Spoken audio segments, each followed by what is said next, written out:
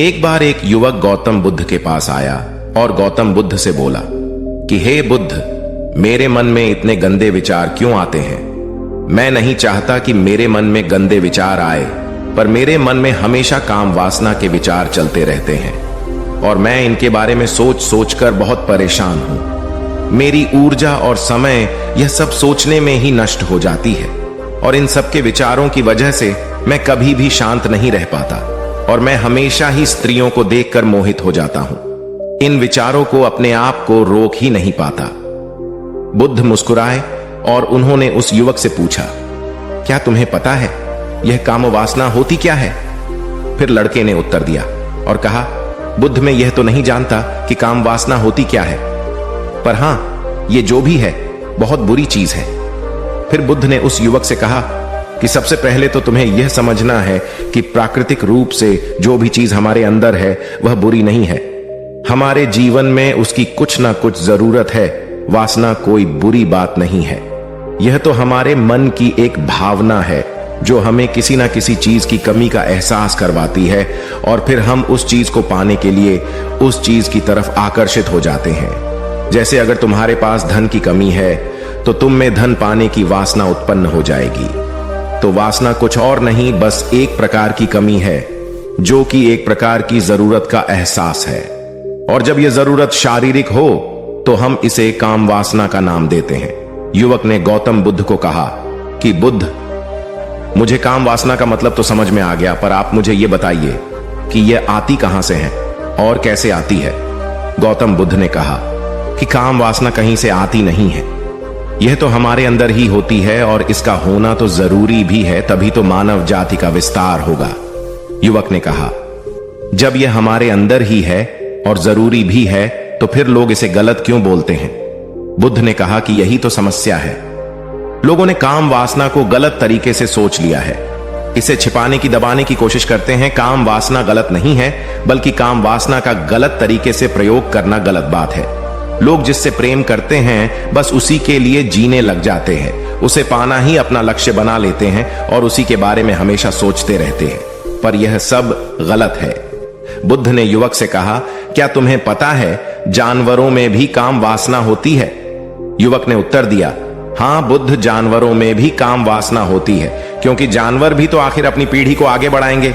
बुद्ध ने कहा, तो फिर हम जानवरों की काम वासना को गलत क्यों नहीं कहते? युवक ने कहा, मुझे नहीं पता महात्मा, आप ही मुझे बताइए।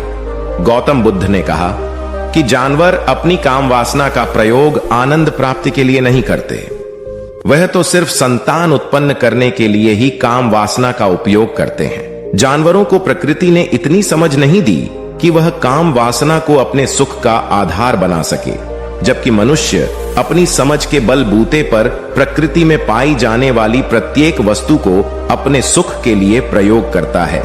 हम इंसानों ने ही काम वासना को अपने सुख का साधन बना लिया है, जबकि प्रकृति ने तो हमें अपने वंश को आगे बढ़ाने के लिए दिया था, लेकिन इंसानों ने इसे अपने जीवन का परम लक्ष्य बना रखा है और इस तरह से काम वासना का भी लगाम हो जाना गलत है। युवक ने पूछा, महात्मा जी, ये काम वासना हम पर हावी क्यों होती है? तब गौतम बुद्ध ने कहा कि सुनो, अब जो मैं तुम्हें बताऊंगा उसे तुम ध्यानपूर्वक सुनना। काम वासना का सारा खेल तुम्हें समझ आ जाएगा, तुम्हें तुम्हारे सारे सवालों का जवाब मिल जाएगा। बस तुम्हें ध्यान से सुनकर समझना है। एक बार की बात है, एक आश्रम में गुरु और उनके शिष्य रहा करते थे, जो रोजाना आश्रम के बाहर स्थित गांव में भिक्षा लेने के लिए जाते थे। उस आश्रम का एक शिष्य जिस गांव में भिक्षा लेने जाता था, उस रास्ते में एक नदी पड़ती थी। एक दिन उसने देखा कि एक लड़का पेड़ के पीछे छिपा है। वह उस लड़के के पास गया और उससे जाकर बोला, भाई, तुम इस पेड़ के पीछे छिपकर क्या देख रहे हो? लड़के ने कहा, अरे तुझे नहीं दिख रहा कि मैं क्या देख रहा हूं? तब शिष्य ने नदी की तरफ देखा तो वहां पर कुछ लड़कियां पानी भर रही थीं। वो लड़कियां 14-15 साल की होंगी। तब उसने उस लड़के से कहा, अरे भाई, वहां पर तो लड़कियां पानी भर रही है, इसमें छिप कर देखने वाली क्या बात है? तब वो लड़का शिष्य की तरफ देखकर उससे कहता है, अरे पागल, तुम्हें दिखाई नहीं दे रहा कि कैसे ये परियां नदी से पानी निकाल रही है? जरा उनकी अदाओं को तो देखो, उनके कोमल शरीर को देखो, उनकी पतली कमर को देखो, और उनके बाल उनकी कमर पर कैसे लहरा रहे हैं, मानो सुंदरता बिखरी पड़ी हो। शिष्य ने फिर नदी की तरफ देखा और इस बार वह इससे देखता ही चला गया। उसे किसी भी बात का कोई डर नहीं था, लेकिन अब वो छिपने लगा और उन लड़कियों को देखने लगा। और जब वो छिपकर उन लड़कियों को देख रहा था, तभी वह अचानक अंदर से कांप गया और उसने कहा कि यह मैं क्या कर रहा हूं? मैं जो कर रहा हूं वह सही नहीं है, मुझे यहां से चले जाना चाहिए। और फिर वह जल्दी से वहां से चला गया। वो आश्रम पहुंच जाता है। आश्रम जाकर वो अपने कार्यों में लग गया, लेकिन जो अब भी वह देख कर आया था वहीं उसकी आंखों के सामने बार बार आ रहा था। उसके मन में वही दृश्य चल रहा था। उसके मन में वही सब कुछ देखने के लिए लड़ाई हो रही थी। उसका किसी भी काम में मन नहीं लग रहा था। सुबह होते ही वह रोज जल्दी ही भिक्षा के लिए आश्रम से निकल जाता और उस नदी के पास वाले पेड़ के पास जाता, और जहां पर वह लड़का पहले से मौजूद रहता था, उस लड़के के साथ मिलकर लड़कियों को छुप छुप कर देखता था। अब वह रोज ऐसा करने लग गया। यह उसके रोज का काम हो गया। अब उस शिष्य का मन किसी भी काम में नहीं लगता था। वो हमेशा ही किसी ना किसी प्रकार के विचार में उलझा रहता। वो आश्रम के कार्यों को भी ठीक ढंग से नहीं कर रहा था। न वो ठीक से सो पाता था और न वो ठीक से खाना खा पाता था। उसका मन बेचैन सा रहता था। उसका मन बार बार उन लड़कियों के सौंदर्य को देखने के लिए तरसता था। जब गुरु शिक्षा देते तब भी उसका मन कहीं और विचारों में खोया रहता था। गुरु ने अपने शिष्य की इन हरकतों को जान लिया था। तब एक दिन गुरु ने शिष्य को अपने पास बुलाया और कहा कि आज से मैं भी तुम्हारे साथ भिक्षा मांगने चलूंगा।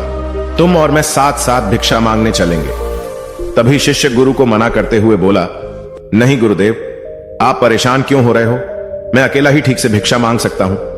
गुरु ने शिष्य से कहा कि ठीक है, तुम अकेले ही भिक्षा मांगने जाओ। शिष्य तुरंत वहां से भिक्षा मांगने के लिए निकल गया। उसके जाने के बाद गुरु भी आश्रम से निकल गए और शिष्य का पीछा करने लगे कि वो कहा जाता है, किससे मिलता है। यह सब देखने के लिए उसके पीछे पीछे चलने लगे।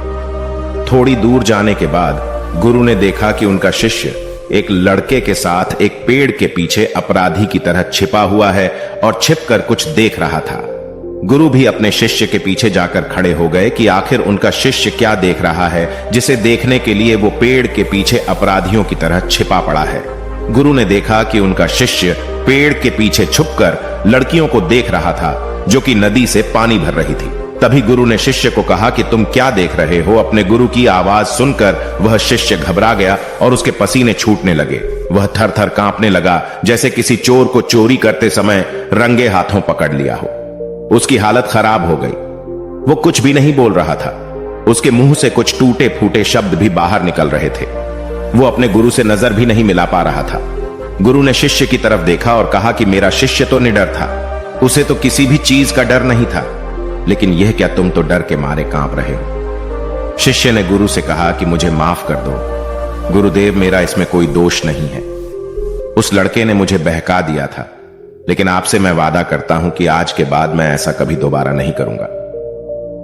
मुझे माफ कर दो गुरुदेव। गुरु ने शिष्य से कहा कि कोई बात नहीं, पर इस बात का तुम ध्यान रखना कि हम जैसी संगति करते हैं वैसा ही फल हमें प्राप्त होता है। उसके विचार हमारे अंदर प्रवेश करते हैं, इसीलिए अच्छी संगति करो जिससे तुम्हारे अंदर अच्छे विचारों का प्रवेश हो। फिर गुरु और शिष्य आश्रम लौट आए और फिर से आश्रम के कार्यों पर ध्यान देने लगे। उसने उस रास्ते को छोड़ दिया और दूसरे रास्ते से जाने लगा। वो अपने काम को ध्यान से करता, लेकिन धीरे धीरे उसके अंदर क्रोध उत्पन्न हो गया और फिर वो दूसरों पर क्रोध करने लगा और बेचैन रहने लग गया। अब वो सही समय पर भोजन भी नहीं करता था। वो भोजन भी बहुत कम खाता था। एक रात गुरु शिष्य के पास आए और उसे बोले कि अब तक तुमने कितनी बार अपना वादा तोड़ दिया। यह सुनकर शिष्य अपने गुरु के चरणों में गिर गया और रोने लगा। रोते रोते ही उसने गुरु से कहा कि गुरुदेव, मैं कई बार अपना वादा तोड़ चुका हूं, फिर वादा कर लेता हूं, लेकिन हर बार मैं वादा तोड़ देता हूं। मेरा मन मेरे नियंत्रण में है ही नहीं। मैं बहुत कोशिश करता हूं कि मैं अपने मन से सारे बुरे विचारों को निकाल डालूं, लेकिन मैं चाहकर भी ऐसा नहीं कर पा रहा हूं। फिर गुरु ने शिष्य को कहा कि चलो मेरे साथ। गुरु शिष्य को आश्रम के बगीचे में लेकर गए और शिष्य से कहा कि देखो, यहां पर कुछ नालियां बनी हुई है। जिससे नदी का पानी इन पौधों तक आ रहा है और यह पानी एक निरंतर भाव से बह रहा है।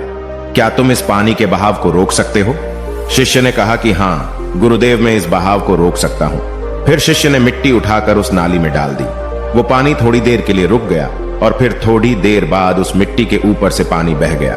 गुरु ने शिष्य से कहा, अरे ये क्या, ये तो पानी रुका ही नहीं। फिर शिष्य ने कुछ कंकड़ पत्थर उठाकर उस नाली में डाल दिए और फिर थोड़ी देर के लिए पानी रुक गया। लेकिन फिर थोड़ी देर बाद ही उन कंकड़ पत्थर के ऊपर से पानी निकल आया। फिर गुरु ने कहा कि यह क्या हुआ, पानी तो फिर से बह गया। तुम तो बोल रहे थे कि तुम इसे रोक दोगे। क्या हम किसी काम को रोकना चाहे तो क्या हम उसे रोक नहीं सकते? तब शिष्य ने कहा, कोई बात नहीं गुरुदेव, मैं इस पानी को तो आपको रोक के दिखाऊंगा। वह फिर से एक बड़ा सा पत्थर लेकर आया और उसे नाली पर डाल दिया और पानी रुक गया। तब गुरु से कहा कि देखा गुरुदेव, मैंने कहा था ना कि पानी को मैं रोक दूंगा। मैंने पानी को रोक दिखाया। आपकी बात मैंने पूरी कर दी। गुरु मुस्कुराए और बोले, अच्छा जरा ध्यान से देखो, पानी रुक गया। क्या वो तो पीछे की नाली तोड़कर बाहर आ गया और अगल बगल से बह रहा है, और ध्यान से देखो इस पत्थर को आगे भी आ गया और ये पानी अपना रास्ता बदलकर फिर से आगे की तरफ बह जाएगा। और फिर थोड़ी देर बाद ऐसा ही हुआ। फिर गुरु ने शिष्य को समझाया कि तुम्हारे साथ भी तो ऐसा ही चल रहा है। तुम बार बार प्रयास कर रहे हो, बड़े से बड़ा प्रयास कर रहे हो, पर हर बार तुम्हारा प्रयास टूट रहा है और यह हमेशा टूटता ही रहेगा। तुम कितना भी बड़ा पत्थर रख लो, लेकिन पानी तो अपना रास्ता बना ही लेगा। यह सब देखकर गुरु से कहा कि हे गुरुदेव, क्या कोई तरीका नहीं है जिससे मैं गंदे विचारों से बाहर निकल सकूं और यह मेरे मन में आए ही नहीं? गुरु शिष्य को एक नदी के पास ले गए जहां से उस बगीचे में पानी आ रहा था। गुरु ने शिष्य से कहा, वो पानी इसी नदी से जा रहा है। अगर हम यहीं से उस रास्ते को बंद कर दें जहां से पानी बगीचे में जा रहा है, अब क्या हम पानी को रोक नहीं सकते?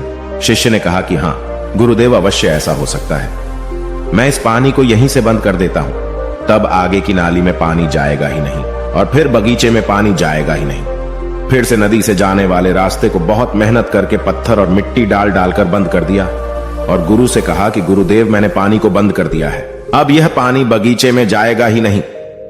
तब गुरु ने कहा कि अगर पानी बगीचे में नहीं जाएगा तो पेड़ पौधों को पानी कहां से मिलेगा?